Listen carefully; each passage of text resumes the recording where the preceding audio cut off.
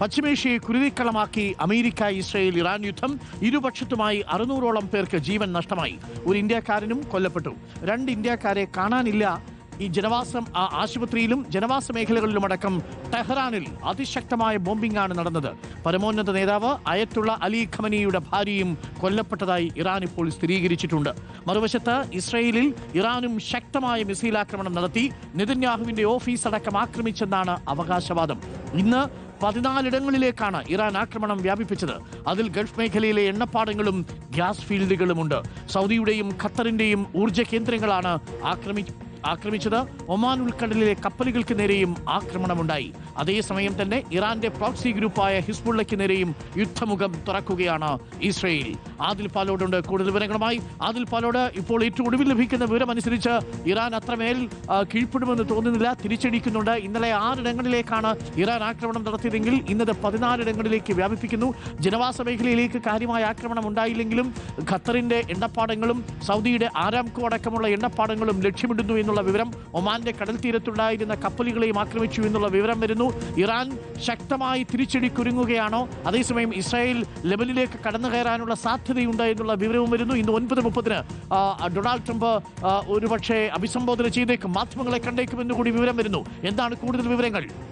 അരുൺകുമാർ, സംഘർഷം കൂടുതൽ രൂക്ഷമാകുന്നതാണ് നമ്മൾ കാണുന്ന കാഴ്ച. അത് ഇസ്രയേൽ, ഇറാൻ എന്നതിലേക്കുപരി ലെബനിലേക്ക് പോകുന്നു, ഗൾഫ് രാജ്യങ്ങളിലേക്ക് പോകുന്നു. ദീർഘകാല യുദ്ധത്തിന് തയ്യാറാണെന്ന് ഇറാൻ അറിയിക്കുന്നു. എന്നാൽ യുദ്ധം നീട്ടിക്കൊണ്ട് പോകില്ല, അതിന് മുൻപ് തന്നെ പരിഹാരമുണ്ടാക്കുമെന്ന് ട്രംപ് പറയുന്നു. ഏറ്റവും ഒടുവിൽ വരുന്ന പ്രധാനപ്പെട്ട ഒരു വാർത്ത, ഇറാന്റെ ഇസ്ഫഹാനിലെ ആണവ കേന്ദ്രത്തിൽ സ്ഫോടനമുണ്ടായി എന്ന് അൽ ജസീറ റിപ്പോർട്ട് ചെയ്യുകയാണ്.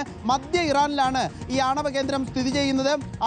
ആണവ പ്രവർത്തനങ്ങൾ നടക്കുന്ന ആണവ നിലയം ആക്രമിക്കപ്പെട്ടു എന്ന റിപ്പോർട്ട് ആശങ്കയുളവാക്കുന്നതാണ്. നിലവിൽ ആണവ ചോർച്ച ഉണ്ടായിട്ടില്ല എന്നുകൂടി ഇറാന്റെ ദേശീയ മാധ്യമങ്ങളൊക്കെ റിപ്പോർട്ട് ചെയ്യുന്നുണ്ട്. നജാൻസിലെ ആണവ കേന്ദ്രം ആക്രമിക്കപ്പെട്ടു എന്ന് നേരത്തെ തന്നെ റിപ്പോർട്ടുകൾ ഉണ്ടായിരുന്നു. അവിടെയും ആണവ ചോർച്ച ഉണ്ടായിട്ടില്ല എന്നുള്ളത് ആശ്വാസമാണ്. വൈകുന്നേരം വന്ന ഏറ്റവും പ്രധാനപ്പെട്ട വാർത്ത, ആയത്തുള്ള അലി ഖമേനിയുടെ ഭാര്യ കൂടി കൊല്ലപ്പെട്ടു എന്ന വാർത്ത ദേശീയ ഏജൻസികൾ സ്ഥിരീകരിക്കുകയാണ്. നേരത്തെ ഖമേനി കൊല്ലപ്പെട്ട വ്യോമാക്രമണത്തിൽ തന്നെ ഭാര്യയ്ക്ക് ഗുരുതരമായി പരിക്കേറ്റിരുന്നു. ഇക്കാര്യം മരണം സ്ഥിരീകരിച്ചുകൊണ്ടുള്ള റിപ്പോർട്ട് പുറത്തു വരുന്നു. ടെഹ്റാനിൽ ഇറാനിന്റെ വിവിധ ഭാഗങ്ങളിൽ ഇപ്പോഴും വ്യോമാക്രമണം തുടരുന്നു എന്ന് തന്നെയാണ് ലഭ്യമാകുന്ന ഏറ്റവും പ്രധാനപ്പെട്ട വിവരം. ഇറാനിലെ ഖൊറാമാബാദിൽ ഇന്ന് US-ന്റെ ആക്രമണമുണ്ടായി. ഇതിൽ 5 ഇറാൻ സൈനികർ കൊല്ലപ്പെട്ടു എന്നുള്ളതാണ് റിപ്പോർട്ട്. ഇറാനിലെ മുതിർന്ന ഇന്റലിജൻസ് ഉദ്യോഗസ്ഥരെ വധിച്ചതായി ഇസ്രയേൽ സൈന്യം അവകാശപ്പെടുന്നുണ്ട്. ഇറാനിൽ ആണവായുധം അനുവദിക്കില്ല എന്നുള്ളത് തന്നെയാണ് അമേരിക്കയുടെ നിലപാട്. ആ അമേരിക്കയുടെ നിലപാട് ആവർത്തിക്കുകയും ചെയ്യുന്നുണ്ട്. ഇതിൽ പ്രധാനപ്പെട്ട അരുൺ ചോദിച്ചതിലെ ഒരു വശം ലെബനനിലേക്കുള്ള കടന്നുകയറ്റമാണ്. ലെബനനിലേക്ക് കടന്നുകയറാൻ വടക്കൻ മേഖലയിൽ നമുക്കറിയുന്നത് പോലെ ഇസ്രയേലിന്റെ മുകൾ ഭാഗത്താണ് ലെബനൻ വരുന്നത്. ലെബനനിലാണ് ഹിസ്ബുള്ളയുടെ പ്രവർത്തനം നടക്കുന്നത്. ഹിസ്ബുള്ള ഇറാനെ പിന്തുണയ്ക്കുകയും ഇസ്രയേലിനെതിരെ യുദ്ധം പ്രഖ്യാപിക്കുകയും ചെയ്ത് രംഗത്ത് വന്നിട്ടുണ്ട്. അതുകൊണ്ട് തന്നെ ലെബനനിൽ ആക്രമണം തുടരുന്നു എന്ന വാർത്ത ഇപ്പോൾ വരുന്നു. ബെയ്റൂത്താണ് ലെബനന്റെ തലസ്ഥാനം. ബെയ്റൂത്തിൽ വൻ സ്ഫോടനങ്ങൾ റിപ്പോർട്ട് ചെയ്യുന്നു എന്നുള്ളതാണ് ഇപ്പോൾ വരുന്ന അവസാന മിനിറ്റുകളിലെ റിപ്പോർട്ട്. വലിയ ശബ്ദം കേൾക്കുന്നുവെന്നും ആകാശത്തേക്ക് പുകച്ചുരുളുകൾ ഉയരുന്നതായുമുള്ള റിപ്പോർട്ട് പുറത്തു വരികയാണ്. ഹിസ്ബുള്ള കേന്ദ്രങ്ങൾ ആക്രമിച്ചതായി ഇസ്രയേലും അവകാശപ്പെടുന്നുണ്ട്.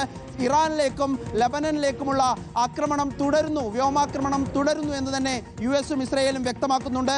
അതേസമയം ഇറാന്റെ പ്രത്യാക്രമണവും നമുക്ക് മാറ്റിവെക്കാനാകുന്നതല്ല. ഗൾഫ് രാജ്യങ്ങളിലേക്കുള്ളത് പോലെ തന്നെ ഇസ്രയേലിലേക്കും ആക്രമണങ്ങൾ നടക്കുന്നു. ബീർശബയിൽ സൈറണുകൾ മുഴങ്ങുന്നു എന്നുള്ളതാണ് ഏറ്റവും ഒടുവിൽ ലഭ്യമാകുന്ന റിപ്പോർട്ടുകൾ. തെക്കൻ ഇസ്രയേലിലും ഇറാന്റെ ആക്രമണം ഉണ്ടായി. ബെന്യാമിൻ നെതന്യാഹുവിന്റെ ഇസ്രയേൽ പ്രധാനമന്ത്രിയുടെ ഓഫീസ് തങ്ങൾ ലക്ഷ്യമിട്ടു എന്ന ഒരു അവകാശവാദം ഇറാൻ സൈനിക വിഭാഗത്തിൻ്റെതായി പുറത്തു വരുന്നു.